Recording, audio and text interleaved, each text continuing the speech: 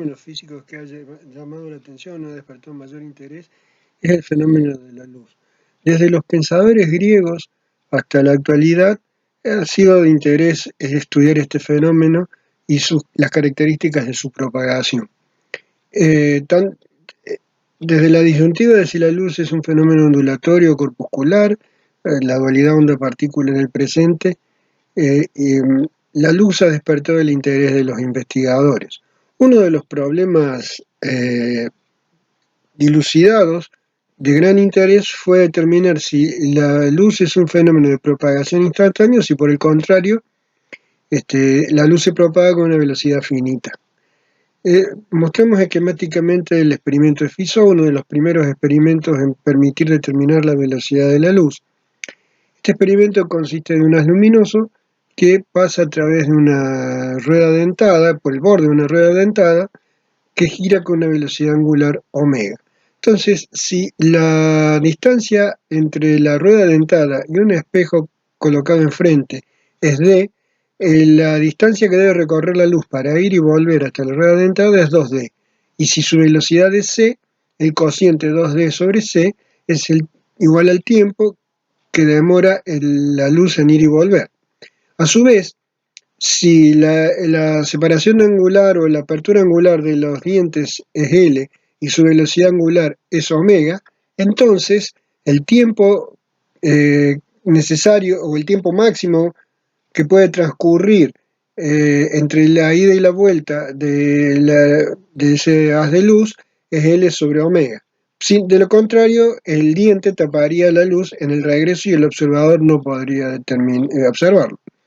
Se determina así la velocidad de la luz, que el valor aproximado que hoy conocemos es de 2.99 por 10 a la 8, una velocidad muy alta, metros por segundo. Este valor de la luz ha sido de importancia en el desarrollo de la física y uno de los elementos en la teoría que disparó la teoría de la relatividad especial. Esta velocidad es la velocidad de la luz en el vacío. En el aire, en la atmósfera, la velocidad de propagación tiene un valor parecido, pero en general en los medios materiales la velocidad de la luz se ve reducida en el cociente C sobre n, donde n es un número mayor que 1 que caracteriza al medio y se denomina el índice de refracción. Enseguida veremos más particularidades de este índice. Los fenómenos en los que nosotros vamos a estar interesados aquí, sabemos que la luz se porta como un fenómeno ondulatorio.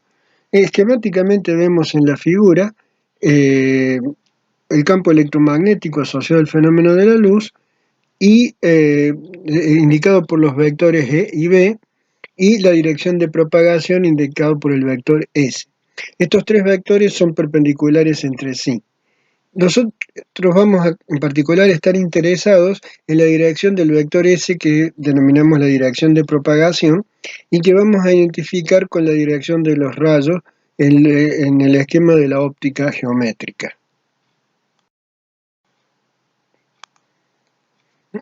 Nuestro interés va a estar concentrado en la dirección de propagación que denotábamos con el vector S, es decir, nos vamos a olvidar por el momento del carácter electromagnético del fenómeno. Y dos leyes muy simples son las que se aplican en la óptica geométrica, como se ilustran en este esquema, en este slide. En la figura que está por arriba a la izquierda, vemos una ilustración de la ley de reflexión que establece que el ángulo de incidencia y el ángulo de refracción medidos respecto de la normal a la superficie son iguales, es decir, θ' igual a θ. Esa es la ley de reflexión, muy simple, y la otra ley de aplicación en la óptica geométrica es la ley de refracción. Cuando un haz de luz pasa de un medio material a otro, indicado allí por los índices N1 y N2, encontramos que la dirección de propagación se altera, de manera tal que si medimos la dirección del ángulo incidente y del ángulo refractado, se cumple que el producto del índice de refracción por el seno del ángulo que forma el rayo con la normal a la superficie en cada medio es un producto que se mantiene constante. Esta es la que se conoce como ley de Snell. que determina el fenómeno de la refracción. Leyes y su aplicación con dos ejemplos simples. En primer lugar, consideramos la ley de reflexión. Para ello consideramos el dispositivo ilustrado en la figura superior a la izquierda, que esquematiza dos espejos puestos a 90 grados, los espejos indicados como A y B. De acuerdo a la ley de reflexión, el ángulo de incidencia respecto de la normal A, indicado allí como θ, será igual al ángulo de reflexión, que incide, y ese A se incide sobre el espejo que denominamos B, con un ángulo phi, y por lo tanto ese es el ángulo de reflexión respecto de la normal al espejo B. Ahora bien, si consideramos el triángulo ABC, que es un triángulo rectángulo, encontramos que entonces la suma de los ángulos θ y phi debe ser 90 grados. A su vez, si observamos con detenimiento, encontramos que el ángulo que forma el rayo incidente y el rayo reflejado es dos veces esta suma, es decir que 2 veces θ más 2 veces phi es 180 grados. ¿Cómo nos damos cuenta de esto? Bueno, considere el ángulo incidente sobre C y el ángulo saliente sobre C. El ángulo entre estos dos rayos es 2 veces θ. A su vez, el ángulo entre el rayo incidente sobre B y el rayo saliente de B también es 2 veces phi. Por lo tanto, el ángulo que suma entre el rayo incidente en A y el ángulo saliente en B es 2 veces θ más 2 veces phi. Es decir que, repetimos, ese ángulo es de 180 grados. Por lo tanto, el haz incidente y el haz reflejado son paralelos. Esta es una propiedad de este dispositivo que puede verificarse, no lo vamos a hacer aquí, el cálculo es un poco más complejo, pero sigue los mismos lineamientos, en un sistema conformado por tres espejos que forman un ángulo de 90 grados entre ellos, una especie de octaedro, y un dispositivo como ese fue utilizado o puesto sobre la superficie lunar, de manera tal que, si enfocado desde la Tierra, el rayo incidente y el rayo reflejado son paralelos, y midiendo el tiempo de demora entre que se emite el rayo incidente y la recepción del rayo reflejado, se pudo determinar con buena precisión la distancia Tierra-Luna. Un ejemplo de la ley de refracción dada por la ley de Snell, donde el producto del índice de refracción en un medio por el seno del ángulo que forma el rayo con la normal ese medio debe ser igual al mismo producto en el segundo medio. Vemos a modo de ilustración a la izquierda arriba la deformación aparente que sufre una regla al ser sumergida en agua. Debemos recordar que el índice de refracción del agua es mayor que el índice de refracción en el aire. En realidad, aproximadamente el índice de refracción en el aire es 1, y en el agua podemos aproximar el índice de refracción por 4/3. En la figura de abajo se ilustra una situación de interés. Supongamos que el seno de θ sub 2 es que es el aire, el medio hacia donde se propaga un rayo que proviene desde el medio 1, agua, toma el valor de 90 grados. Ese es el máximo valor que puede tomar el seno entonces, y toma el valor 1.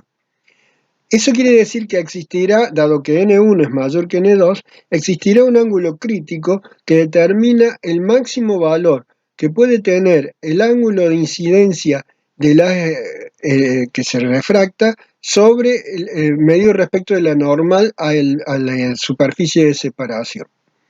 Este ángulo se denomina ángulo crítico y establece que para ángulos de incidencia mayores que el ángulo crítico, la luz no se propaga al segundo medio. Podemos ver un ejemplo de esto abajo a la derecha, donde un foco de luz emite luz en distintos sentidos, y vemos que para un valor que correspondería al ángulo crítico, los rayos de luz son totalmente reflejados y no hay refracción. En la figura tenemos que los rayos denotados por N, por 1 y 2 son rayos que logran pasar al segundo medio, y mientras mayor es el ángulo de incidencia, mayor aún es el ángulo de refracción, hasta que alcanzamos el valor crítico, indicado allí como el tercer rayo, que es el rayo que nos dice que en el segundo medio el ángulo es de 90 grados. A partir de allí, para rayos con un ángulo de incidencia mayor, como el rayo 4, tendremos solamente reflexión total interna. Este fenómeno se llama de reflexión total interna precisamente cuando el ángulo de incidencia supera el valor del ángulo crítico. Concluimos así esta primera parte donde hemos visto en las leyes de la óptica geométrica dos leyes muy simples. La ley de reflexión, que establece que el ángulo de incidencia es igual al ángulo reflejado, y la ley de refracción, que establece que el ángulo de incidencia y el ángulo de refracción están relacionados por la ley de Snell. Cabe señalar que en realidad lo que interesa es la dirección y no el sentido de propagación. Es decir, uno puede pensar en el sentido inverso de propagación y las leyes de la óptica geométrica siguen siendo las mismas. Por ejemplo, si el ángulo de incidencia es θ'O, el ángulo de reflexión es θ. Eso es trivialmente verificable. A su vez, si el ángulo de incidencia es θ2, entonces el ángulo de reflexión es θ1, como hemos visto en el último ejemplo. Una de las aplicaciones más interesantes de la ley de reflectividad es en la construcción de espejos e la interpretación de la formación de imágenes. Vamos a considerar en primer término uno de los espejos más simples, el espejo plano, es decir, el espejo que está formado por una superficie plana y muy pulida. Pero previo a eso vamos a considerar cómo formamos nosotros una imagen. Considera la figura de la izquierda donde existe un foco puntual. Foco puntual se puede imaginar como una lámpara muy pequeña. Lo que nosotros percibimos es que desde esa lámpara surgen rayos luminosos en todas las direcciones. Y justamente esa propiedad de rayos luminosos en todas las direcciones es la que nos permite ubicar ese objeto en el espacio. Lo hemos hecho en algún sentido intuitivamente, desde muy pequeños, pero ahora podemos racionalizar esa construcción notando que si nosotros miramos un foco y nos desplazamos, encontramos que los rayos divergen desde un mismo lugar. Y a ese lugar desde el cual divergen los rayos nosotros asignamos la posición del foco. Ahora miremos a la derecha de la primera figura lo que ocurre cuando tenemos un foco frente a un espejo. Bueno, de acuerdo a las leyes de reflexión, los ángulos de incidencia y reflexión medidos respecto de la normal en el punto de incidencia son iguales. Así vemos que en apariencia todos los rayos parecen converger de un mismo punto detrás del espejo. Esta construcción es simple de realizar utilizando semejanza de triángulos, y notamos que los triángulos a la izquierda y los correspondientes triángulos a la derecha, con un mismo vértice sobre el espejo, son semejantes. Y de allí concluimos que la longitud S y la longitud Y son iguales.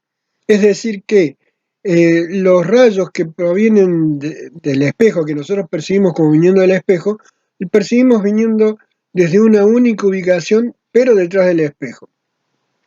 Como en realidad allí no hay ningún foco, ni hay ningún rayo emergente desde esa posición, decimos que esa imagen es de tipo virtual.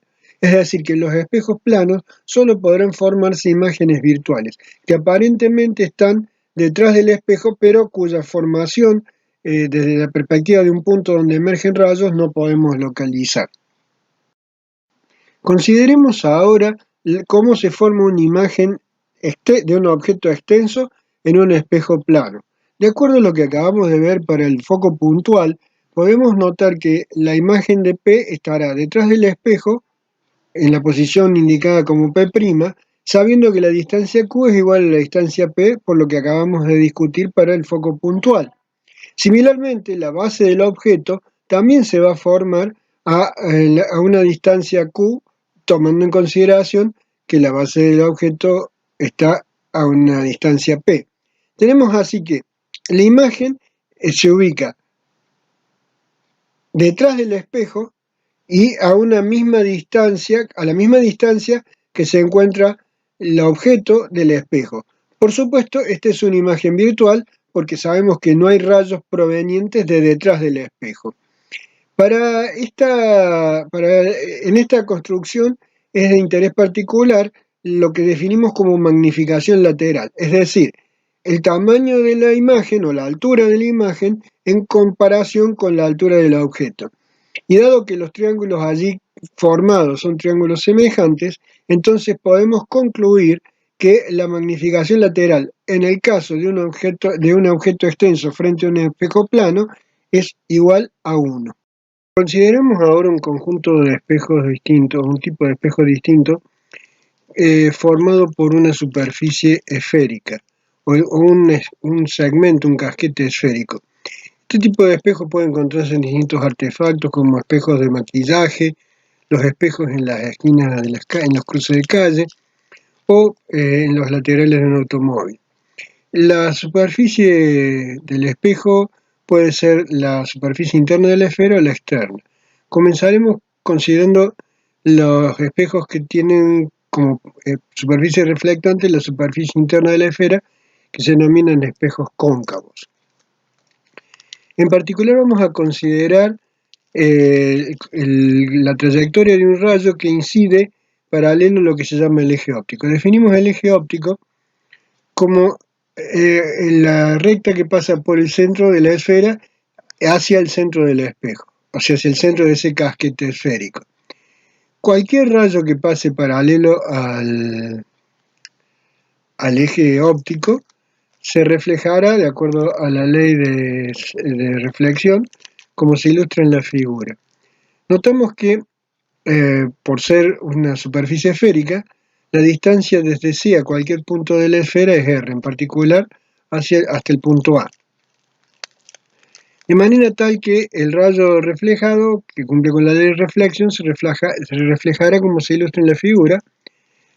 Si llamamos θ al ángulo que forma dicho rayo con la normal a la superficie, entonces tendremos allí formado un triángulo isósceles que tiene como vértice los puntos C, A y F.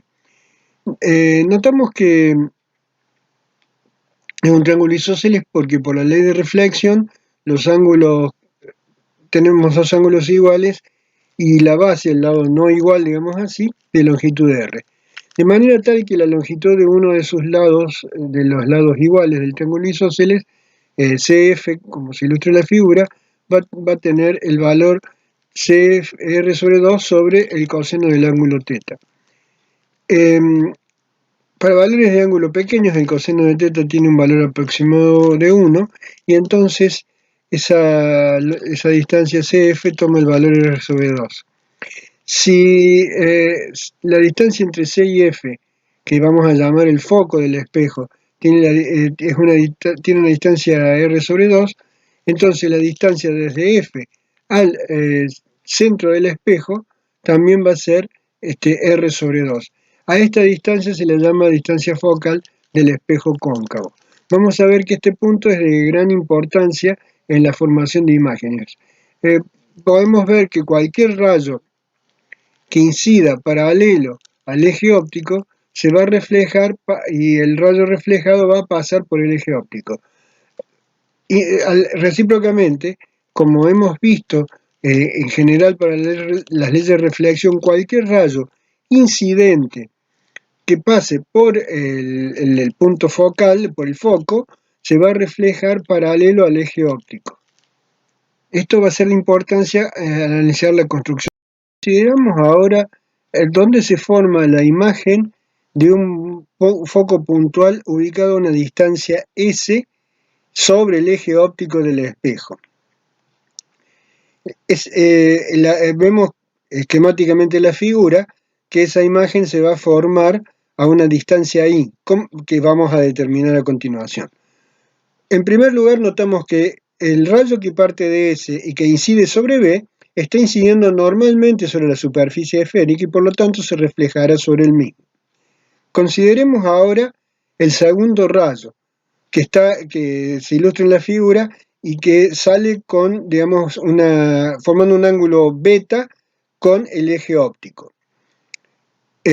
Bueno, de acuerdo a las leyes de reflexión, el ángulo alfa de incidencia es igual al ángulo alfa de reflexión medido respecto de la normal en el punto A al espejo.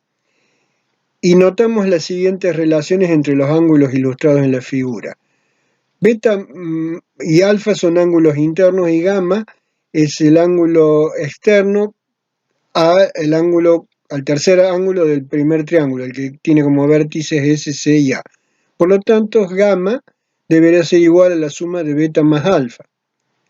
Similarmente, delta, por ser es el ángulo externo del segundo triángulo, el que tiene como vértices C, A e I, debe ser igual a la suma de los otros dos ángulos internos, gamma más alfa.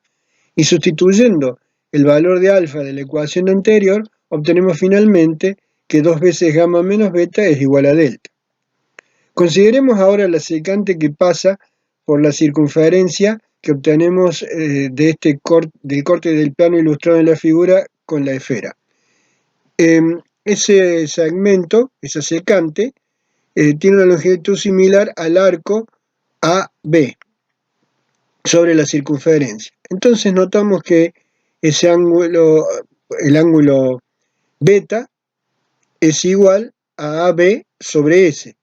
Y similarmente, el ángulo delta será igual a AB sobre I.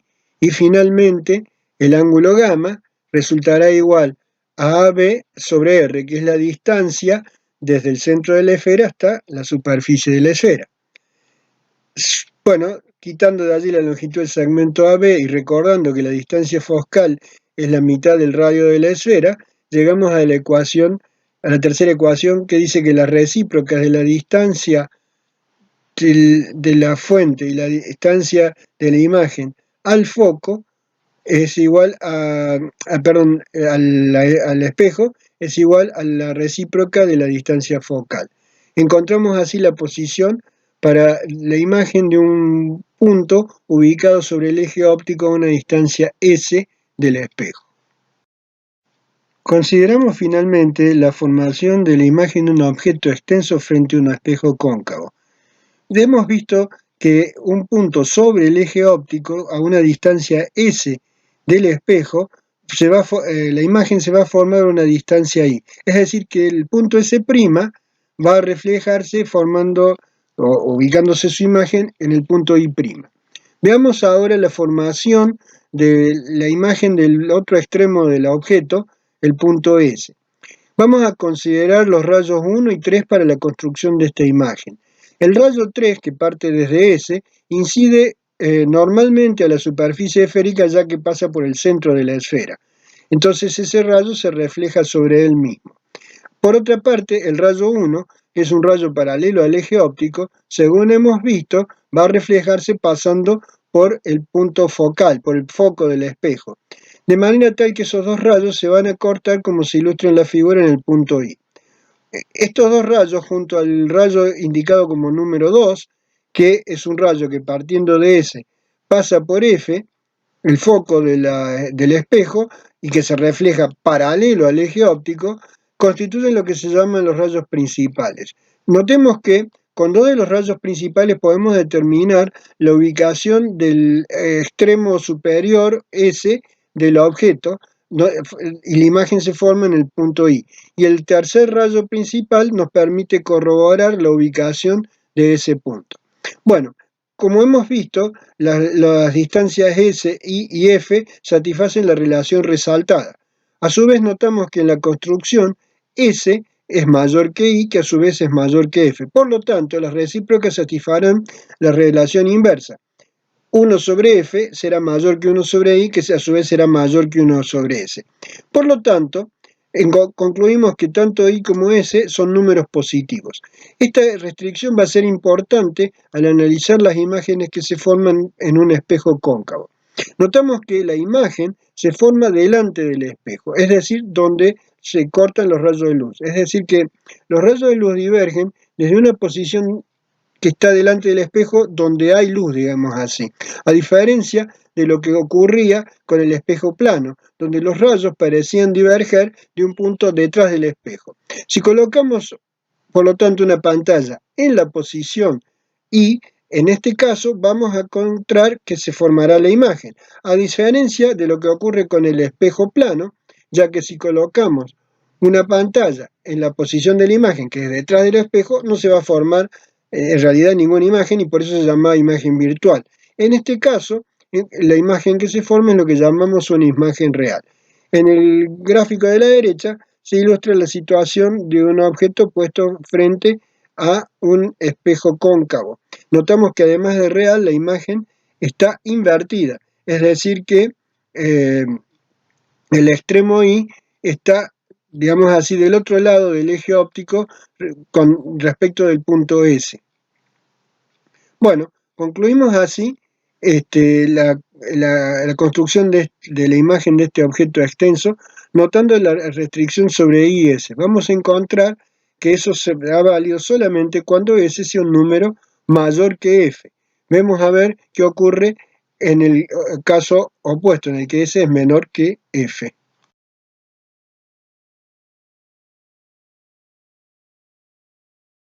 Continuamos con nuestra discusión o nuestro estudio de la formación de imágenes con espejos cóncavos, considerando a continuación la imagen que se forma cuando el objeto está frente a un espejo cóncavo, pero a una distancia menor que la distancia focal, como se ilustra en la figura.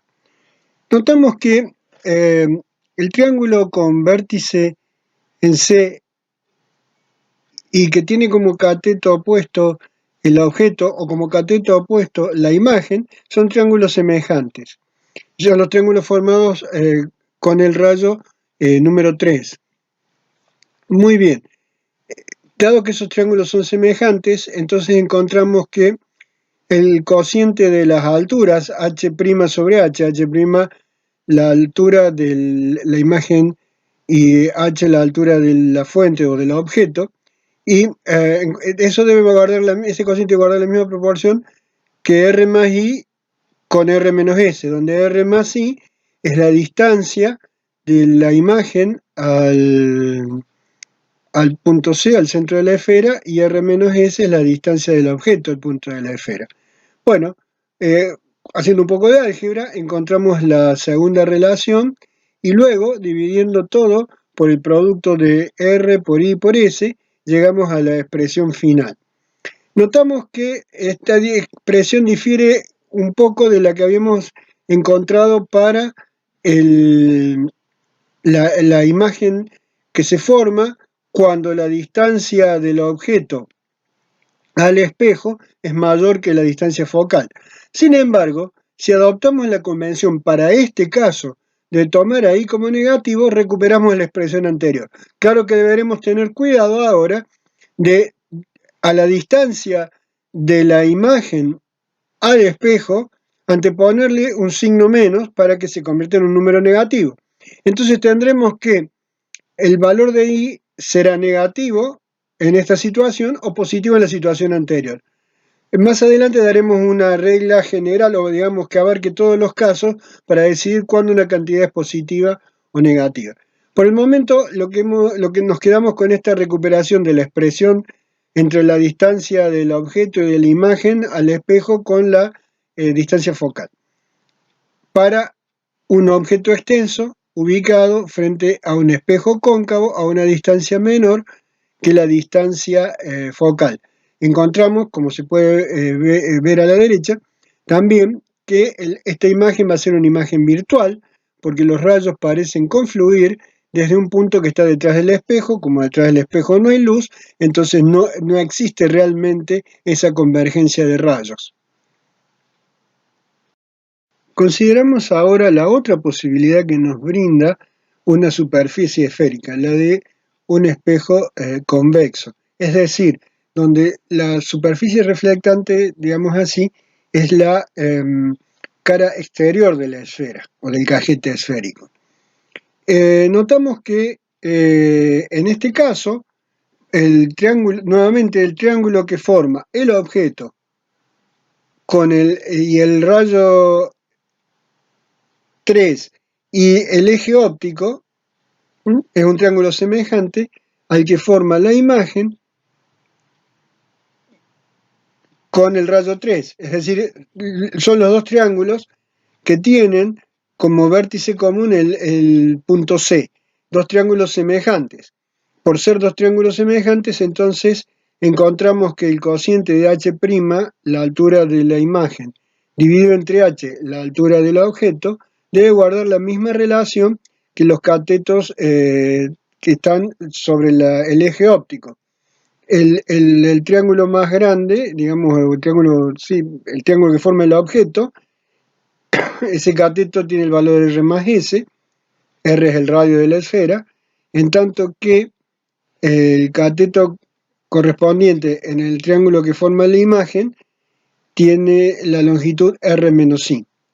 Por otra parte, si consideramos el triángulo que forma el rayo 2, o la continuación del rayo 2 con la imagen, nuevamente encontramos triángulos semejantes, porque son triángulos rectángulos que tienen un ángulo común, el ángulo que forma el rayo 2 con el eje óptico. Y entonces encontramos que el mismo cociente que h' sobre h debe valer el cociente I sobre S, el cociente de los catetos sobre el eje óptico. Bueno, haciendo un poco de álgebra encontramos la relación que figura en el medio y nuevamente viniendo por R, por S y por I, llegamos a la expresión final de la derecha. Notamos ahora que aparecen con signo menos el término que contiene la recíproca de I y la recíproca de R. En realidad es la recíproca de la distancia focal porque es 2 sobre R. Ahora bien, si en este caso adoptamos la convención de tomar como negativos los valores de I y de F, es decir, a los valores de distancia correspondientes le anteponemos un signo menos, recuperamos la expresión inicial. Es decir, que en todos los casos de los espejos esféricos podemos encontrar la relación 1 sobre S más 1 sobre I igual a 1 sobre F con la correspondiente convención para los signos. En líneas generales, y a continuación lo vamos a ver, la convención de signos significa que si el objeto en cuestión está en el lado donde hay rayos, donde se propaga la luz, el signo será positivo. Si por el contrario el objeto de interés está en la región donde no hay rayos detrás del espejo, entonces el signo será negativo. Es decir, para lo real será positivo, para lo virtual será negativo. Concluimos nuestra discusión de los espejos esféricos considerando el aspecto de la magnificación lateral, es decir, el cociente entre la altura de la imagen y la altura del objeto, que a diferencia de lo que ocurría con los espejos planos, encontramos que en general este cociente es distinto de 1. Vamos además, por cuestiones de comodidad, a anteponer un signo menos al cociente I sobre S, que como veremos es igual a H' sobre H. En realidad lo hemos estado viendo al analizar los casos anteriores. Consideremos la primera figura que corresponde a un espejo cóncavo con el objeto a una distancia mayor que la distancia focal y consideremos el triángulo formado por el rayo 4, partiendo de S y el triángulo formado por la reflexión del rayo 4 que llega hasta la imagen I. Notamos que estos triángulos por construcción son semejantes y por lo tanto el cociente h' sobre h deberá ser igual al cociente de los catetos que resulta igual a I sobre S. De acuerdo a nuestra convención anterior, el cociente I sobre S será un número positivo. Los dos, tanto el objeto como la imagen, están delante del espejo, pero como la imagen es invertida, anteponemos ese signo menos. Y entonces ese número negativo, o ese valor negativo de la magnificación lateral, lo que nos estará indicando es que la imagen está invertida. Consideremos ahora la figura del centro y similarmente los triángulos que forma el rayo 4 con el objeto y el eje óptico y la proyección del rayo 4 con la imagen y el eje óptico. Y nuevamente, por construcción, encontramos que son triángulos semejantes y por lo tanto el cociente h' sobre h será igual al cociente de i sobre s tomado como las distancias. Pero si recordamos ahora la convención de signos que adoptamos para este caso donde la imagen es virtual, entonces ese valor i será un número negativo, la magnificación, por lo tanto, será un número positivo y eso significa que la imagen está derecha, no está invertida. Finalmente, consideramos la imagen de la derecha, la figura de la derecha donde tenemos un espejo convexo y vemos que si consideramos nuevamente el triángulo formado por el rayo 4 partiendo de S y con el eje óptico y el triángulo que forma la proyección del rayo 4 con la imagen y el eje óptico, encontramos nuevamente que la proporción h' sobre h deberá ser igual al cociente i sobre s. Dado que la imagen es virtual, el valor de i será un número negativo, entonces la magnificación lateral es positiva, lo que nos dice que la imagen es derecha. Resumimos en la tabla que está por debajo del slide esta convención de signos. Encontramos que tanto para la imagen como para el objeto, las distancias, tanto para la imagen como para el objeto, I y S, se los considera números positivos cuando están frente al espejo, o números negativos cuando están detrás del espejo.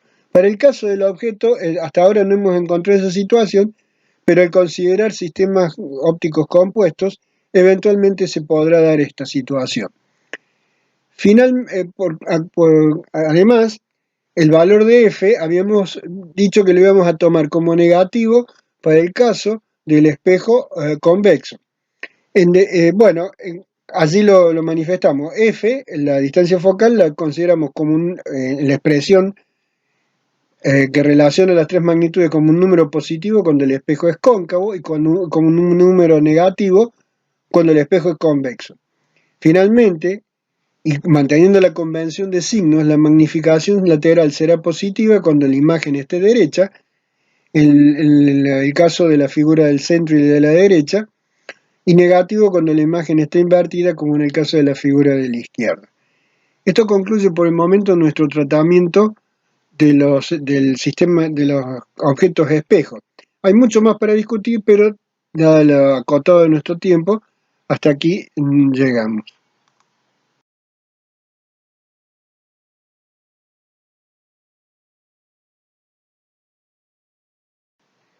Continuamos ahora con nuestra discusión de las leyes de la óptica geométrica y en particular con las leyes de refracción dadas por la ley de Snell, que dice que el producto del índice de refracción del medio por el seno del ángulo de incidencia de un rayo de luz, ese producto es igual en ambos medios, como está ilustrado en la figura.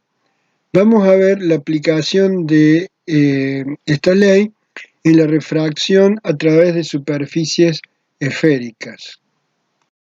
Consideremos la situación ilustrada en la figura que muestra dos medios con índices de refracción diferentes, N1 y N2, donde el índice de refracción del medio 2 es mayor que en el medio 1 y donde la superficie de separación, digamos la superficie que limita el medio 2, es un segmento de esfera. El centro de la esfera está indicado por el punto C y el radio de la esfera se supone R. Vamos a considerar la incidencia de un haz paralelo al eje óptico y muy cercano a él, indicado en la figura como rayo 1. Vemos que ese rayo, de acuerdo a la ley de Snell, se va a refractar de manera tal que, dado que el índice de refracción en el medio 2 es mayor que en el medio 1, entonces el ángulo con respecto a la normal en el medio 2 deberá ser menor que en el medio 1 para mantener constante el producto como lo establece la ley de Snell, que para ángulos pequeños podemos aproximar como se ilustra en la segunda expresión, es decir, aproximando el seno del ángulo por el ángulo mismo, siempre expresado en radianes. Entonces tenemos así que lo que debe mantenerse constante en esta aproximación es el producto del índice de refracción por el valor del ángulo. Consideremos en la figura el arco de circunferencia subtendido entre A y B, que es el arco que está marcado por el punto de incidencia del rayo, el punto A, y la posición del eje óptico o el punto B. Bueno, por una relación geométrica simple, podemos establecer que la longitud de ese arco de circunferencia es el producto de R por el ángulo θ1, que forma el radio que va desde el centro de la circunferencia hasta el punto A. A su vez, la continuidad del rayo en el medio 2 va a incidir sobre el eje óptico, va a pasar por el eje óptico por el punto F, a una distancia F minúscula respecto del punto B. A esta distancia sobre el eje óptico, de ese punto de intersección con el punto de intersección del eje con la superficie de separación, lo vamos a llamar la distancia focal. Y en este caso podemos aproximar el arco de circunferencia B por el producto de F por el ángulo φ sub 2, que forma el rayo refractado con el eje óptico. Aquí estamos usando una aproximación porque estrictamente lo que tendríamos es que si planteamos un triángulo rectángulo que aproxime el arco AB por un segmento perpendicular al eje que parte desde A, vamos a tener un triángulo rectángulo, decía, donde ese segmento es, sobre la distancia F es la tangente del ángulo. Pero, como estamos suponiendo ángulos pequeños, la tangente también la podemos aproximar por el ángulo mismo. Bueno, usando la ley de Snell y trabajando un poco con el álgebra, obtenemos que la distancia focal está relacionada con el radio de la esfera o de esa superficie esférica por la segunda expresión.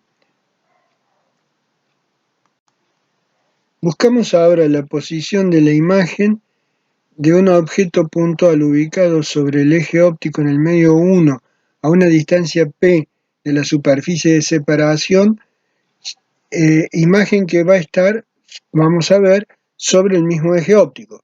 Por un lado, consideremos el rayo que sale desde O y va sobre el eje óptico hasta la superficie. Dado que incide normalmente, este rayo no se refracta y por lo tanto continúa la continuidad sobre el eje óptico. Y consideremos ahora un segundo rayo que partiendo de O forma un ángulo alfa con el eje óptico. Ese rayo incide en el punto P sobre la superficie y, de acuerdo a la ley de Snell, el ángulo θ2 en el medio segundo es un ángulo menor que el ángulo θ1 en el primer medio, dada la relación entre los índices de refracción. Tenemos así que este segundo rayo va a formar un ángulo gamma con el eje óptico. Podemos establecer la relación expresada aquí en la slide entre los ángulos que figuran que aparecen en la figura. En particular, la primera relación, θ1 es el ángulo alterno externo en el triángulo que contiene como vértices O, P y C. A su vez, beta podemos ver que es el ángulo alterno externo del triángulo que tiene como vértices C, P e I. Entonces, usando estas relaciones trigonométricas y la ley de Snell, llegamos a la relación entre los índices de refracción y los ángulos alfa, gamma y beta que forman el rayo con el eje óptico y el radio de la esfera con el eje óptico. desde el punto P. Por otra parte, usando una aproximación, encontramos que si consideramos el ángulo que tiene como vértice, el triángulo rectángulo que tiene como otros vértices O y P, entonces vemos que podemos aproximar el ángulo alfa por el cociente D sobre P, donde D es la distancia del punto P al eje óptico.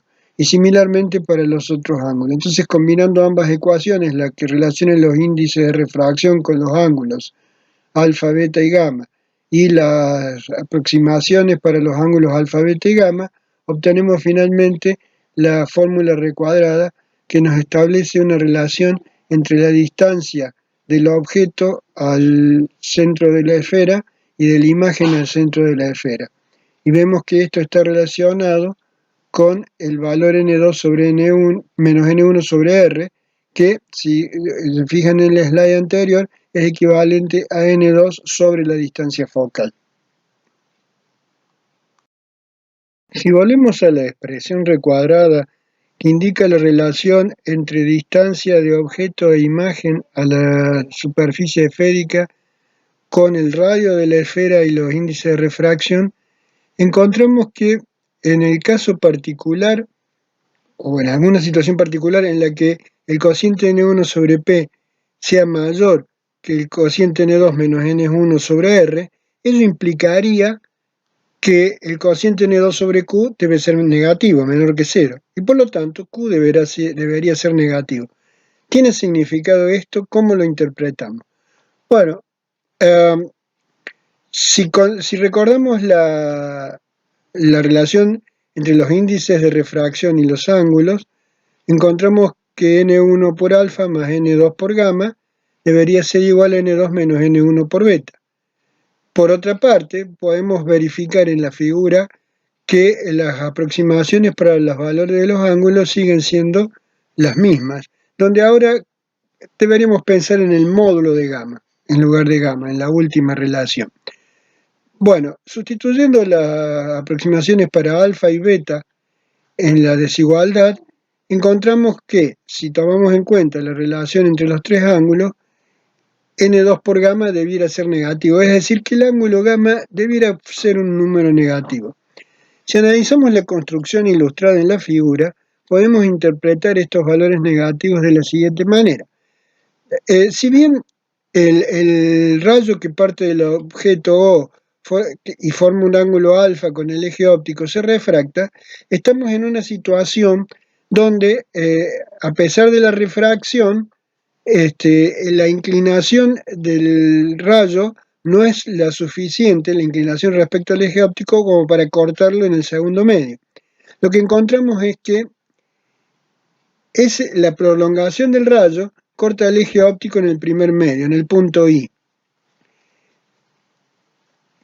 Ya nos hemos encontrado en esta situación cuando discutiendo los espejos, encontrábamos imágenes reales e imágenes virtuales. Bueno, aquí tenemos una situación similar. Tenemos que los rayos, si nos paramos en el medio 2, los rayos parecieran provenir de un objeto puntual ubicado en la posición de I. Y si repetimos, se le invita al quien escucha esta exposición a hacer la reconstrucción. Digo, si se reconstruye el trabajo efectuado en la slide anterior, vamos a encontrar que efectivamente reobtenemos las mismas expresiones si tomamos a Q o a gamma como valores negativos. Esto nos podemos generalizar entonces el cálculo de la posición de la imagen de un objeto puntual sobre el eje óptico, diciendo que si Q es un valor positivo, la imagen es real y está en el segundo medio. En tanto que si Q es negativo, la imagen es virtual y está en el primer medio. Y así recuperamos la validez general para la expresión recuadrada. Consideramos ahora la formación de la imagen de un objeto extenso por refracción. Suponemos este objeto de altura h ubicado a una distancia p de la superficie de separación entre los dos medios. Y buscamos la posición de la imagen que estará a una distancia Q de la superficie de separación entre los dos medios y tendrá una altura h', que vamos a determinar ahora. Entonces, vamos a considerar dos rayos en la figura. Un rayo, el número 1, que es paralelo en el medio 1 al eje óptico y que incide sobre la superficie en el punto A y se refracta por el foco, según ya hemos visto.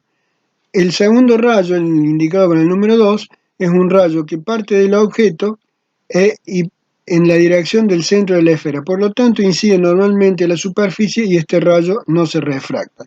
Y esos dos rayos deberán cruzar o se cruzarán en la posición indicada allí por I, que corresponderá a la posición de la imagen. Bueno, si consideramos el triángulo que forman, que tiene como el triángulo rectángulo que tiene como vértice los puntos O, E y C, y el triángulo que tiene como vértice los puntos C, D e I, encontramos que son triángulos semejantes. Por lo tanto, se satisface la primera de las dos relaciones entre proporciones, h sobre p más r igual a h' sobre q menos r. A su vez, si consideramos el triángulo que tiene como vértices A, B y F, y el triángulo que tiene como vértices F, D e I, encontramos nuevamente triángulos semejantes y satisfacen la segunda relación. Haciendo el cociente miembro a miembro de estas dos igualdades, encontramos la relación entre P, R y Q. Debemos recordar que F lo podemos expresar en términos de R según la ecuación arriba a la derecha. Bueno, trabajando un poco con el álgebra, llegamos entonces a la relación en recuadro. Y notamos que esta relación es la misma que habíamos encontrado para la imagen de un objeto puntual sobre el eje óptico. Y además valdrán las mismas consideraciones. ¿En qué sentido? En el sentido en el que P por fuerza es un número positivo porque da la distancia de un objeto real a la superficie de separación. Q es la imagen y dependiendo de la relación entre P y R, según hemos visto, Q puede tomar un valor positivo o negativo. Será positivo cuando la imagen es real, como en la figura, y por lo tanto invertida, pero eventualmente la imagen puede ser virtual, en cuyo caso Q será negativo. Invitamos a quien escucha a reconstruir este esquema pensando en una imagen de tipo virtual, es decir, cuando Q toma un valor negativo. Vamos a considerar ahora una de las principales aplicaciones de la ley de Snell para la refracción. Vamos a considerar las lentes y sus propiedades. En primer lugar, ¿qué es una lente? Bueno, una lente es un elemento con un índice de refracción N2 rodeada por un medio con índice de refracción N1. En general, el índice N2 es un valor mayor que 1, correspondiendo a vidrio o algún material plástico, y N1 pues, puede ser el aire, pero podemos considerar dos medios en general, cualesquiera, donde la principal característica es que el índice N2 es mayor que el índice N1. Recordemos también la relación entre el radio de curvatura en una superficie y la distancia focal. Si la expresión que allí se recuadra corresponde a la posición de imagen y objeto con respecto a la primera superficie. La superficie que en la figura está a la izquierda, la superficie frontal, podríamos decir, donde se ubica el objeto. De acuerdo a lo que habíamos visto en la parte anterior de la clase, nosotros reconocimos dos posibilidades, que la imagen fuera real o que la imagen fuera virtual. Para la imagen virtual, en la figura de arriba, lo que obteníamos es que el valor de Q terminaba siendo un número negativo, en tanto que para una imagen real resultaba ser invertida y el valor de Q es positivo. Ahora bien, ¿Cuál es el efecto que introduce el agregado de la segunda superficie, es decir, la superficie número 2? Bueno, eso es lo que vamos a discutir a continuación para terminar de comprender el funcionamiento de una lente. Nuestro interés entonces es en determinar la imagen que se forma a través de la segunda superficie. Vamos a omitir algunos pasos de los desarrollados en el punto anterior para ir en forma un poco más rápido. Consideremos la figura donde se ilustra la segunda superficie, que tendrá un radio de curvatura R2, lo llamaremos, y dos situaciones.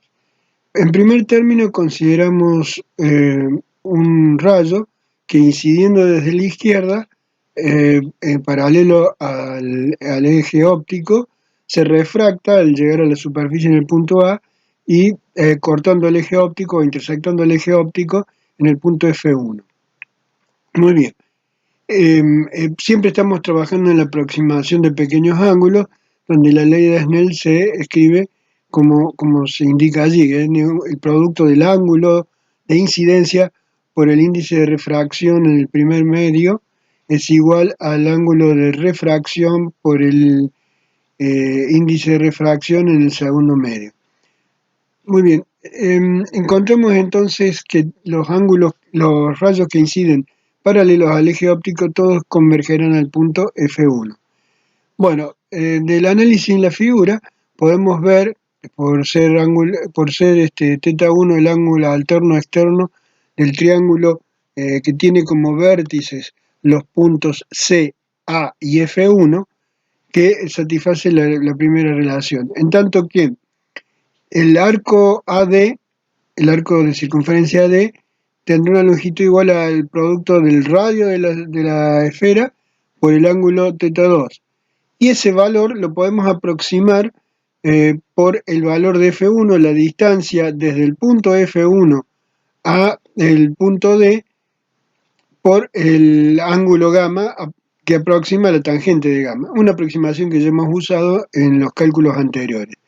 Bueno, con un poco de álgebra encontramos entonces que la distancia focal F1 está relacionada con el radio R2 a través de esta relación. Similarmente, el caso 2 contempla la refracción de un rayo que, incidiendo desde la izquierda desde algún punto F2, cuya posición vamos a determinar, emerge paralelo al eje óptico. Bueno, volvemos a usar la ley de Snell y encontramos que, ahora fíjense que el ángulo que forma, denominamos θ'1 el ángulo que forma el segmento que va desde el punto C al punto de incidencia B. En ese ángulo lo llamamos θ'1 y encontramos que por ser alterno externo al triángulo formado que tiene como vértices los puntos F2, C y B, guarda una relación similar con θ'2 y gamma, al caso 1. A su vez, bueno, el arco BD tiene una longitud que estará dada por el producto de R por θ'1, y ese valor lo podemos aproximar por el producto de F2 por gamma, donde F2 es la distancia focal 2, que es la distancia desde el punto F2 hasta el punto D. Encontramos así que la distancia focal F2 está relacionada con el radio R2 por la segunda expresión. Hemos encontrado así las dos distancias focales, a izquierda y derecha, de la superficie cóncava de la figura. Consideramos ahora la imagen del objeto real por refracción en la superficie cóncava. Suponemos el objeto de altura h ubicado en la posición P a la izquierda de la superficie cóncava y suponemos la imagen I de altura h' ubicada en la posición S. usamos dos rayos principales para determinar la posición de la imagen. Un rayo que partiendo desde O paralelo al eje óptico se refracta en A por el foco F1, según hemos visto en la slide anterior.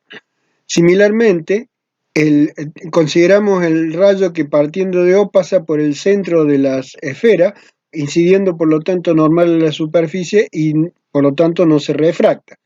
La intersección de esos dos puntos de esos dos rayos marca el punto I, que corresponde al extremo de la imagen. Entonces tenemos un objeto de altura h que forma una imagen de altura h'.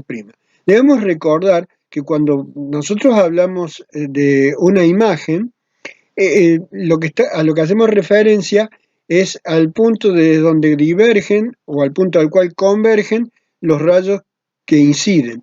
Es decir que el punto A es un punto donde divergen los rayos que están incidiendo sobre la superficie cóncava. Este objeto O, que denominamos real aquí, será la imagen que ha formado la primera de las superficies, la superficie convexa. Bueno, entonces, si consideramos los triángulos que tienen como vértices los puntos O, P y C, y el que tiene como vértices I, S y C, encontramos que son rectángulos semejantes, por lo que se establece la primera relación de correspondencia o la igualdad de los cocientes en primer término. Hemos utilizado el valor absoluto de los valores de R2, P y Q por razones que vamos a explicitar al final de la exposición. Si consideramos ahora los triángulos que tienen como vértice los puntos A, B, F1 y el triángulo que tiene como vértice los puntos I, S y F1, también encontramos que son triángulos semejantes, por lo que valdrá la segunda relación. Recordamos que la distancia focal F1 está definida en términos del radio de la esfera, o del sector esférico, de esta superficie por la relación que allí se explicita y que hemos encontrado en la slide anterior. Entonces, operando algebraicamente, dividiendo miembro a miembro y luego operando algebraicamente, obtenemos la expresión final, que si asumimos a R2 como un número negativo, podemos escribirla como la expresión que allí está resaltada. ¿Por qué tomar como número negativo? Bueno, eso va a quedar explicitado al final de todo el desarrollo. Simplemente decimos que cuando el centro de curvatura esté por delante de la superficie, es decir, desde donde incide los rayos, entonces ese valor se tomará como negativo, que es el caso de la superficie cóncava. Por el contrario, si el centro de curvatura se encuentra detrás de la superficie, es decir, al lugar donde se refractan los rayos, como en el caso de la superficie convexa, a ese radio lo tomaremos como positivo. Vamos a resumir estas convenciones al final de la exposición. Señalamos además, o debemos recordar además, que nuestro objeto es la imagen que producía la primera superficie, es decir, un punto donde convergen los rayos refractados en la primera superficie y desde la cual divergen. Esto va a ser importante para entender la slide o comprender la slide que sigue. Consideramos finalmente la imagen que se forma por refracción de un objeto virtual. ¿Qué queremos decir con objeto virtual? En realidad, el objeto como tal, que correspondería a la imagen por refracción en la primera superficie, no ha llegado a formarse y porque aparece la segunda superficie de separación. De no ser así, es decir, si el medio de índice N2 continuara más allá del punto P, es el lugar donde se formaría la imagen de la primera superficie, que es el objeto para la segunda. Recordemos que la imagen de un punto, en particular el punto O en este caso, es el lugar donde convergen los rayos que provienen de la izquierda o del cual divergen los rayos que se propagan hacia la derecha. todos los rayos posibles consideramos aquellos que pasando por O pasan por el centro de la esfera y por el segundo foco F2. Estos puntos se intersectan entonces estos rayos, perdón, se intersectan entonces en el punto O. El primero de los rayos, el que arranca o el que pasa por el centro de la esfera, no será refractado porque incide normalmente a la superficie, en tanto que el segundo rayo, al incidir en el punto A, se refractará paralelo al eje óptico según ya hemos discutido. Por lo tanto, encontramos que la imagen se forma en la posición S. Reconociendo que los triángulos que tienen como vértices CPO y el que tiene como vértices C, I y S son triángulos semejantes, entonces encontramos la primera de las dos igualdades. La segunda igualdad proviene de reconocer que el triángulo que tiene como vértice los puntos AB y F2 y el triángulo que tiene como vértice los puntos OP y F2 son triángulos también semejantes y de allí surge la segunda de las igualdades. Bueno, dividiendo término a término obtenemos la igualdad de la derecha y luego de operar algebraicamente y recordando el valor o la relación entre la segunda distancia focal y el módulo del radio R2, encontramos la expresión resaltada, donde ahora hemos tomado como convención que el valor de P es negativo, manteniendo además la convención de que R2 es un número negativo. Habíamos dicho que tomábamos el valor del radio 2 como negativo porque el centro de curvatura está a la izquierda de la superficie, es decir, de donde provienen los rayos. En tanto que el valor de P lo tomamos negativo porque está a la derecha de la superficie, es decir, hacia el lugar donde deberían propagarse los rayos. Resumimos a continuación la convención de signos. Incluimos aquí una tabla con la convención de signos usada para las distintas magnitudes involucradas. Vamos a considerar luego, a continuación en el próximo segmento, la formación de imagen por lentes delgadas. Continuamos con nuestra discusión sobre la refracción y el ejemplo de aplicación considerando el funcionamiento de una lente. Comenzamos primero suponiendo la lente con un dado espesor que allí en la figura se indica como T, que es la separación entre los centros de cada una de las superficies que limitan la lente con el entorno exterior. Vamos a usar las expresiones que hemos encontrado para la relación entre el radio de curvatura de la superficie, la posición del objeto indicada como P y la posición de la imagen indicada como Q. Hemos incluido o reproducido también la tabla con la convención de signos para las distintas magnitudes que intervienen en la expresión. Así, por ejemplo, tenemos que cuando el objeto está frente a la superficie, P lo tomamos como la distancia P la usamos tal cual, es decir, como un número positivo. Si el objeto está detrás de la superficie en consideración, entonces tomemos la distancia pero le anteponemos un signo menos, es decir, P será un número negativo. Así, por ejemplo, como el objeto para la segunda superficie, la superficie 2, es la imagen de refracción por la superficie 1, tenemos que, si la imagen es virtual, como se indica en la figura de arriba, entonces está delante de la superficie 2 y el número P sub 2 deberá tomarse como positivo.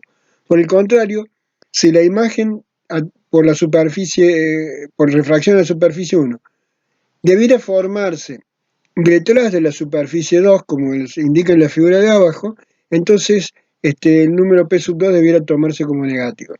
Similarmente, si el centro de curvatura está detrás de la superficie, detrás quiere decir tomando en consideración desde dónde inciden los rayos, entonces tenemos que, si está detrás, se toma como positivo, si está delante de la superficie, como negativo.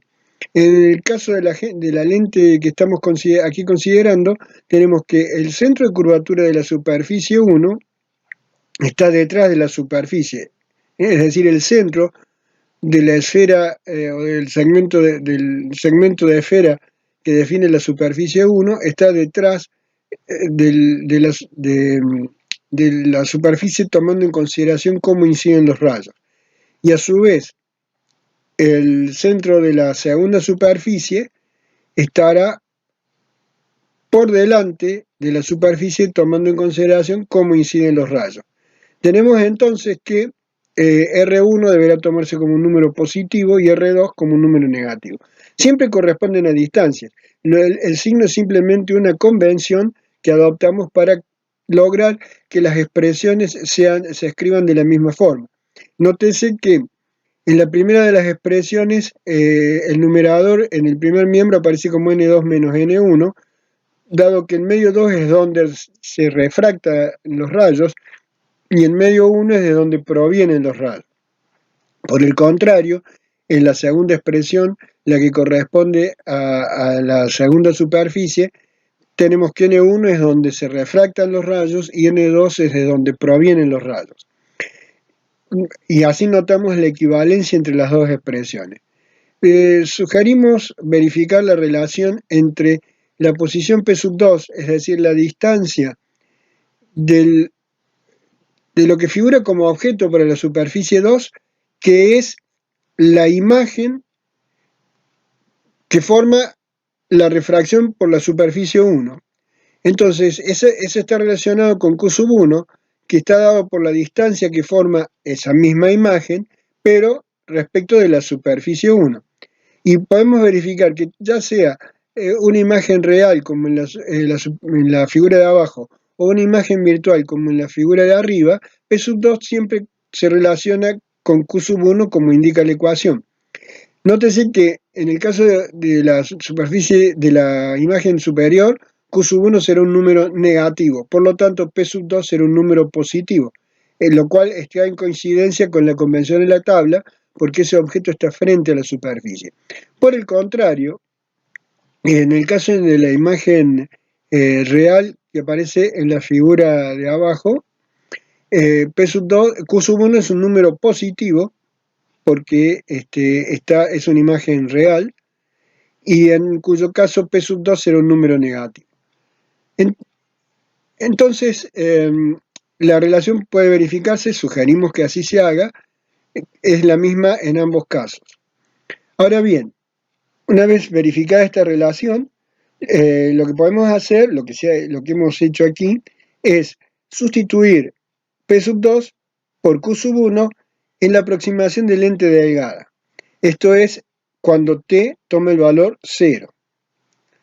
Suponemos que t, el espesor de la lente, es mucho menor que las distancias de objeto e imagen, en cuyo caso obtenemos la expresión de abajo que relaciona la posición del objeto inicial, digamos P1, y la posición con la posición de la imagen final, Q2, y eso está dado a su vez por el miembro de la derecha, donde aparece la diferencia de la recíproca de los radios.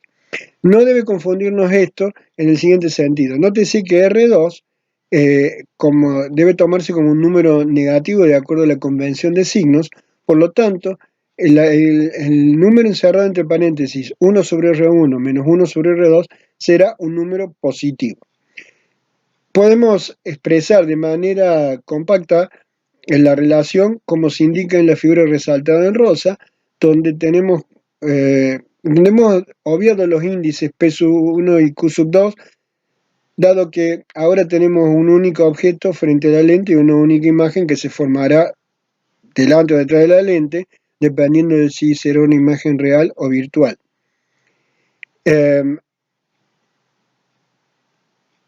Y eso es el 1 sobre P más 1 sobre Q, resulta igual a 1 sobre F, cuando definimos 1 sobre F como está indicado en la fórmula de la izquierda, donde NR es el índice de refracción relativo y es el cociente entre N2 y N1.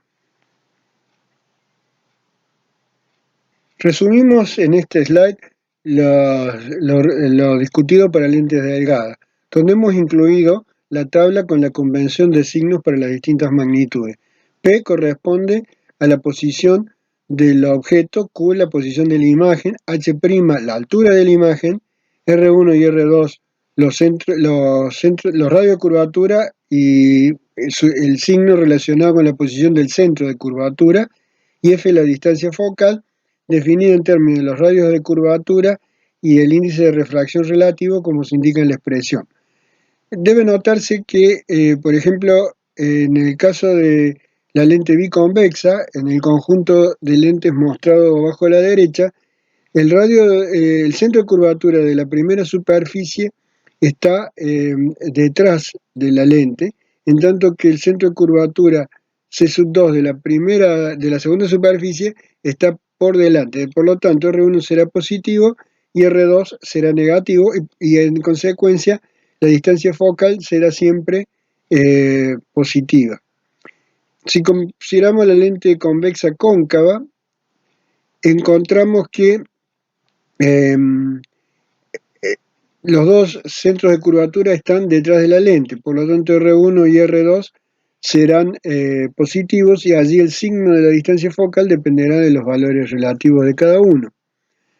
Si consideramos la lente bicóncava, a su vez, tanto R1 como R2, R1 será negativo porque el centro de curvatura de la primera superficie está por delante de la lente, y R2 será positivo porque el centro de curvatura de la segunda superficie está por detrás de la lente. En consecuencia, la distancia focal para esta lente bicóncava será negativa. Vamos a ver que esta es lo que se llama una lente divergente. Incluimos además la expresión para la magnificación lateral, que relaciona la altura de la imagen con la altura del objeto, y este cociente a su vez está relacionado con la posición de la imagen y del objeto.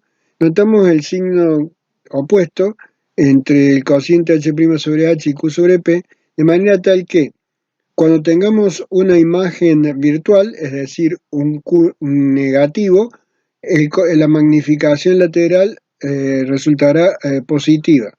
En tanto que si la imagen es real, tendremos un Q positivo y la magnificación lateral será negativa, indicando que esa imagen está invertida. Concluimos esta presentación con la discusión del diagrama de rayos para la construcción de imagen con lentes paralelas. En el primer caso tenemos lentes de tipo convergente, en cuyo caso notamos que existen tres rayos principales que nos permiten construir la imagen de la siguiente manera. En realidad, con dos rayos es suficiente, y un tercero nos permitirá corroborar lo correcto de la construcción. El rayo que incide paralelo al eje principal se va a refractar por el punto focal que está detrás de la lente. El rayo que incide por el centro de la lente va a continuar en línea recta, ya que no es refractado. Finalmente, el rayo que incide pasando por el punto focal delante de la lente se refracta paralelo a la misma. Así tenemos en el caso A la construcción de una imagen real, dado que la convergencia de rayos se da detrás de la lente. En cambio, en el caso B, encontramos que los rayos que pasan a través de la lente no convergen, sino que por el contrario son rayos divergentes.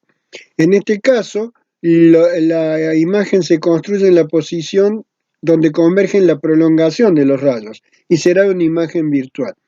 El cálculo o la determinación de las posiciones de la imagen en función de la posición del objeto y la distancia focal es como hemos descrito en la slide anterior. A su vez, en la figura de abajo tenemos la construcción de la imagen cuando los rayos se refractan a través de una lente divergente. En este caso, la distancia focal es negativa, por lo que la posición de la imagen debe ser, el número Q debe ser necesariamente negativo, y por lo tanto la imagen siempre es virtual, es decir, que se forma delante de la lente. El rayo que incide paralelo al eje principal se difracta de manera tal que la prolongación del rayo luego de pasar por la lente pasa por el punto F1. A su vez, el rayo que incide en la dirección al centro de la lente es un rayo que no se difracta, no se refracta, perdón, y por lo tanto continúa en la misma dirección. Finalmente, el rayo que, indicado como rayo 3, el rayo que incide sobre la lente de manera tal que su prolongación pasa por el foco que está detrás de la lente, ese rayo se refracta paralelo al eje óptico. Eh, por lo tanto, no hay posibilidad de que los rayos se intersecten detrás de la lente. Y lo que ocurrirá es que donde podemos encontrar una intersección es en la prolongación de los rayos delante de la lente. Y bueno, reiteramos, la imagen en este caso es siempre virtual. Repetimos que con 2 rayos en principio es suficiente para la construcción de la imagen, y el tercer rayo, cualquiera sea la elección que se haga, permitirá corroborar la construcción realizada. Concluimos así la presentación de lentes delgadas.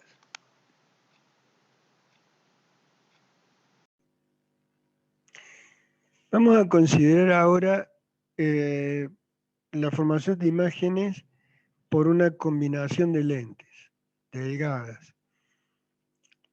Cuando combinamos lentes, la forma de obtener la imagen final es considerar que la imagen de la primera lente constituye el objeto de la segunda lente. Y la imagen de la segunda lente es la final si tenemos 2 lentes delgadas solamente. Si hay más lentes, entonces la imagen de la segunda lente será el objeto de la tercera y así sucesivamente. Recordamos la relación entre la posición del objeto y de la imagen a través de una lente con la distancia focal. Lo vamos a llamar a esto por brevedad la relación de la relación de las lentes delgadas. Entonces consideremos a modo de ejemplo un sistema constituido por 2 lentes delgadas. La primera lente de distancia focal F1, la distancia focal de la segunda lente será F2, no la hemos incluido aquí por simplicidad en el dibujo. Suponemos un objeto en la posición P1 delante de la primera lente y nos preguntamos por la ubicación de I2, la imagen que se forma a través de la segunda lente, que en este caso será la imagen final. Suponemos las 2 lentes a su vez, además separadas por una distancia D. Como habíamos dicho, la imagen de la primera lente es el objeto de la segunda. Por lo tanto, P2, que es la posición de la segunda, del objeto de la segunda, o la imagen de la primera, habíamos dicho que es equivalente, estará relacionado de esta manera con la distancia entre lentes y la posición de la imagen de la primera lente. Debe notarse que si, por ejemplo, la imagen de la primera lente fuera virtual, es decir, su posición estuviera delante de la primera lente, Q1 siendo negativo, nos da un valor de P2 mayor que D.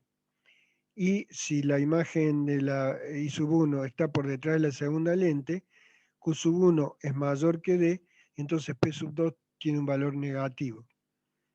Es decir, que esta relación es válida en general.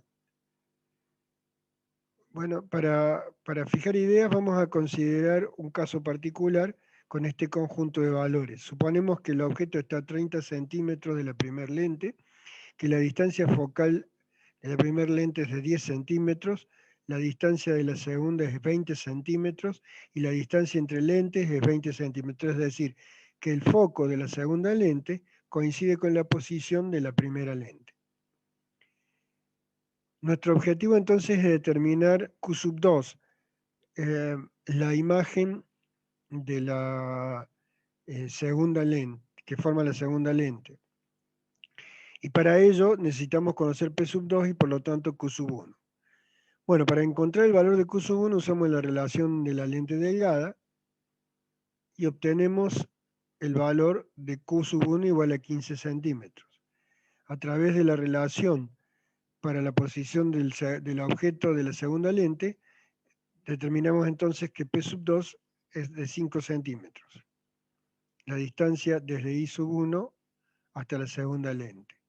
Y nuevamente, a partir de la relación para las lentes, encontramos entonces que la distancia de la segunda imagen es menos 6,67 centímetros. Esto lo que nos dice es que esta imagen es virtual y por lo tanto, es decir, que está delante de la segunda lente.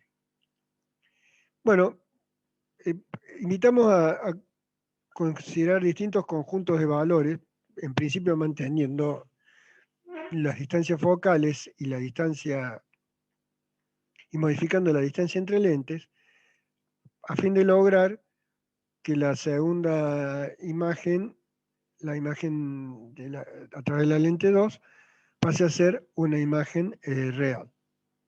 Lo planteamos como un ejercicio. El otro ejemplo u otro caso de consideración donde usaremos la relación para la lente delgada es lo que llamamos la lente de magnificación o, por ejemplo, una lupa. Lo que debemos tener presente es que la imagen con la que se ve un objeto depende del ángulo subtendido por el objeto en la retina, que es igual al ángulo subtendido por el objeto visto desde el ojo.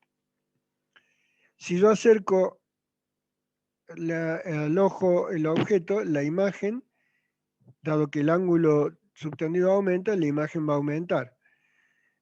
Pero la mínima distancia de acercamiento, manteniendo el objeto en foco, es de 25 centímetros. Eso es algo, digamos, un valor promedio para la situación normal en las personas. Habrá personas para las que esa distancia mínima sea un poco menor o un poco mayor. Pero tomamos el valor normal de 25 centímetros. Entonces, ¿cómo aumentar la imagen con la que percibimos un objeto interponiendo una lente entre el objeto y el ojo?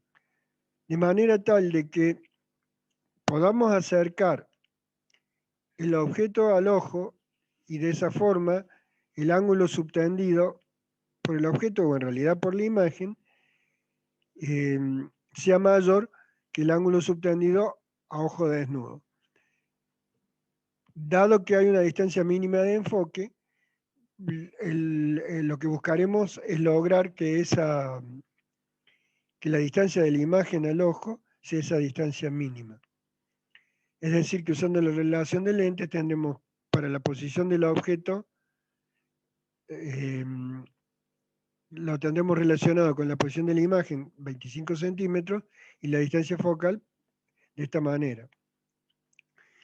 La magnificación angular, entonces, que la definimos como el cociente de los ángulos subtendidos, y encontramos que mientras mayor sea este ángulo,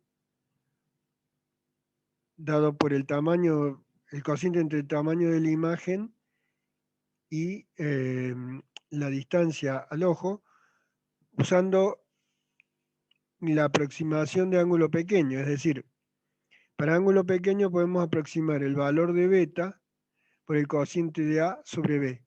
En este caso, H' sobre la distancia de la imagen, que es 25 centímetros, y el ángulo subtendido para la imagen de mayor tamaño ojo desnudo será este H sobre 25 centímetros. Ahora bien, la altura de la imagen en este caso no la conocemos, pero lo que podemos ver gráficamente o por la relación de magnificación es que este mismo ángulo es el que está formado o lo podemos aproximar por el cociente de la altura del objeto sobre la posición del objeto.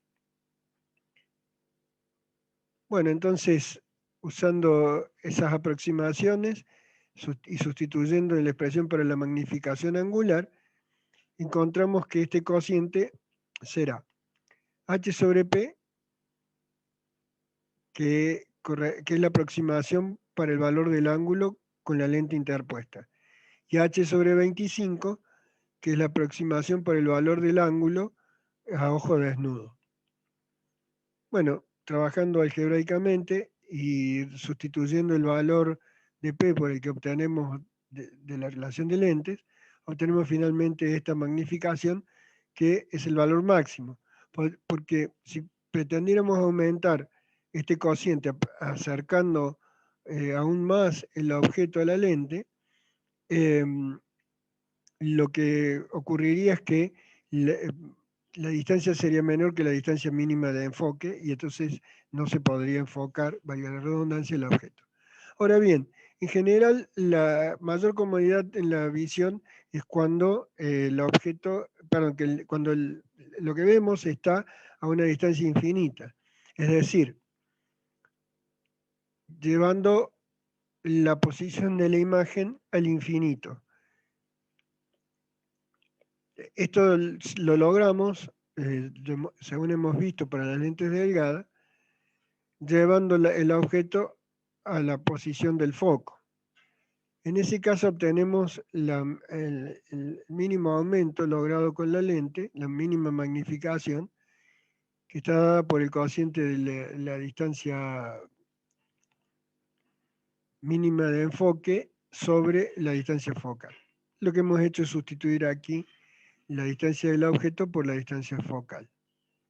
Bueno, concluimos así con los ejemplos de uso de la relación que hemos encontrado para lentes delgadas y el tratamiento de la óptica geométrica, comenzando con el estudio de la mecánica. En la próxima sección, con el estudio de la cinemática. Ver un problema de ejemplo ilustrado aquí en este enunciado, recordando siempre que previo o en la resolución del ejemplo uno debe apegarse a los elementos que ha aprendido en la teoría, las leyes que aprendió en la teoría. En la óptica geométrica hay dos leyes muy simples, que son las leyes de reflexión y refracción, de la cual surgen las demás consecuencias. En particular vamos a considerar aquí esta situación donde tenemos un objeto frente a lo que podríamos pensar algo como una lente gruesa y lo que debemos determinar es la posición final del, de la imagen, es decir, la imagen que se forma por la segunda superficie. Bueno, comenzamos con la resolución.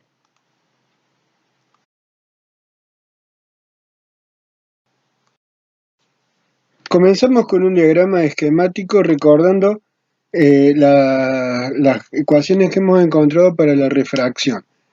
Bueno, acá dentro de las posibilidades que tengo he reproducido esquemáticamente el dibujo y ahora entonces lo que vamos a plantear es la relación entre la posición del objeto respecto de la primera superficie, Q sub 1 la posición del objeto respecto de la segunda superficie. Esto debe ser igual a N2 menos N1 sobre R1, o lo que podríamos también escribir, según hemos visto, como N2 sobre F1. Si ustedes revisan el tramo de la clase que habla de refracción, habrán visto que definimos la distancia focal para la primera superficie de esa manera. Bueno, dado que conocemos los valores de P sub 1 y R sub 1, podemos calcular de manera más o menos simple el valor, despejando aquí, ¿no es cierto? N sub 2 sobre Q sub 1 será igual a N2 menos N1 sobre R1 menos N1 sobre P sub 1. Bueno, jugando un poco más con el álgebra, llegamos a la expresión final Q sub 1 igual a N R1 P sub 1 sobre, N sub 2 sobre N2 menos N1 por P sub 1 y menos R1. Tomando en cuenta que, de acuerdo al enunciado, N2 es igual a 1.6, N1, por ser aire, será aproximadamente 1. Sustituyendo los valores en la ecuación, obtenemos que Q sub 1 es 0.74 metros, es decir, está a 74 centímetros de la superficie. Dado que la longitud de este cilindro es de 50 centímetros, los 74 centímetros estarán por aquí atrás. Allí se formará la imagen y por lo tanto, respecto a la superficie 1 es una imagen real y por lo tanto estará invertida. Será algo así. De todas maneras, el problema no nos plantea la orientación de la imagen, sino simplemente en qué posición está. Y ahora la pregunta que sigue en el enunciado es la posición o la ubicación de la imagen por refracción en la segunda superficie. Bueno, en este caso, ahora lo que tenemos es que el objeto para la segunda superficie es un objeto virtual porque está detrás de la superficie, es decir, en la dirección hacia dónde se propagan los rayos y no de dónde provienen los rayos. Y en ese caso, de acuerdo a la tabla que habíamos puesto, la distancia del objeto a la segunda superficie es negativa. Tomando en consideración el espesor de esta lente gruesa, que es de 50 centímetros, y las relaciones que habíamos visto antes, tenemos que P sub 2 es menos Q sub 1 más T. Por lo tanto, dado que T es 50 centímetros, de acuerdo a lo que hemos visto, tenemos entonces que P sub 2 es igual a menos 0.24 metros, o sea, 24 centímetros. El signo negativo lo que nos está diciendo es que ese objeto es un objeto virtual. Bueno, para calcular la posición de la imagen recurrimos a la misma expresión, solo que ahora el miembro del cual provienen los rayos, la región de la cual provienen los rayos, es la región con índice N2, entonces reescribimos la ecuación, pero manteniendo el orden de los índices de acuerdo a lo que hemos visto en la parte teórica.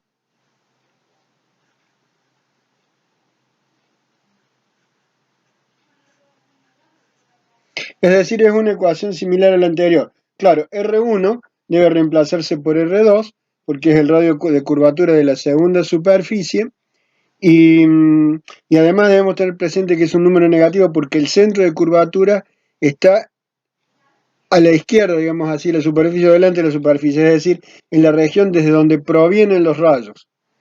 Bueno, de nuevo es operar algebraicamente con esta expresión, P sub 2 también tenemos que es negativo, y entonces vamos a obtener finalmente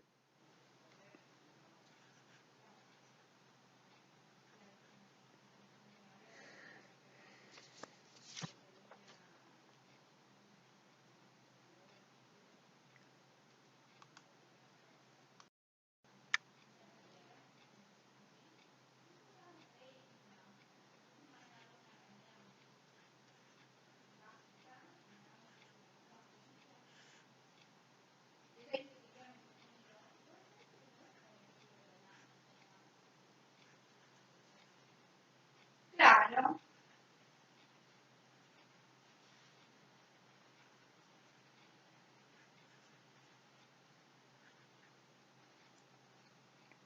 bueno, corregí aquí, nos habíamos olvidado poner el valor de n sub 1, lo que pasa es que como n1 es 1, el resultado no va a cambiar. Notamos la semejanza entre estas dos expresiones, donde lo que debemos cambiar es el rol de los índices 1 y 2. Ahora el medio hacia el cual se propagan los rayos tiene el índice n sub 1. Por lo demás, la expresión es totalmente equivalente y si completamos el cálculo, obtenemos que esto es 0.12 metros o 12 centímetros. Es decir, que ahora lo que vamos a tener es una imagen real. Y bueno, pueden verificarlo después ustedes. Va a estar derecha con respecto a al objeto inicial. Bueno, nos queda por responder una última pregunta, que si es posible, desplazando el objeto, lograr que el objeto para la segunda superficie sea un objeto real y no virtual. Es decir, que la imagen por refracción en la primera superficie debería estar dentro del cilindro. Bueno, aquí lo que vamos a usar, o lo que podemos usar para ver si esa respuesta puede ser positiva, es considerar esta relación. Tenemos que la distancia focal F1 está relacionada con el radio de curvatura R1 por esa relación, o la podemos reescribir diciendo que F1 es N2 sobre N2 menos N1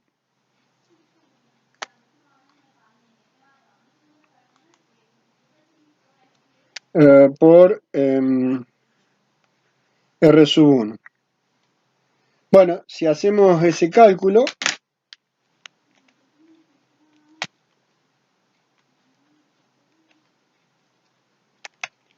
nos da 0.53 metros o 53 centímetros. Sabemos que esa será la menor distancia a la que se formará una imagen real, porque debemos recordar que a medida que nos alejamos con el objeto de la superficie donde se produce la refracción, es decir, cuando P tiende a infinito, Q tiende a la posición del foco. La posición de la imagen va a la posición del foco. Es decir, que lo más cerca que puede estar la imagen por refracción de la primera superficie será 53 centímetros. Por lo tanto, no se podrá lograr que la imagen quede dentro del cilindro. Bueno, concluimos así este problema ejemplo. Espero que sirva. Resalto nuevamente la importancia de trabajar en base a las relaciones que hemos discutido en la parte teórica. Teoría y práctica no son dos partes del curso, dos partes de la disciplina que vayan separadas. La teoría nos dice cómo trabajar en la práctica y la práctica nos muestra si estamos comprendiendo la teoría. Es decir, la posibilidad de resolver problemas está fundamentalmente dada por la comprensión de los conocimientos del teórico. Seguiremos probando con estos ejemplos a ver si resultan de utilidad.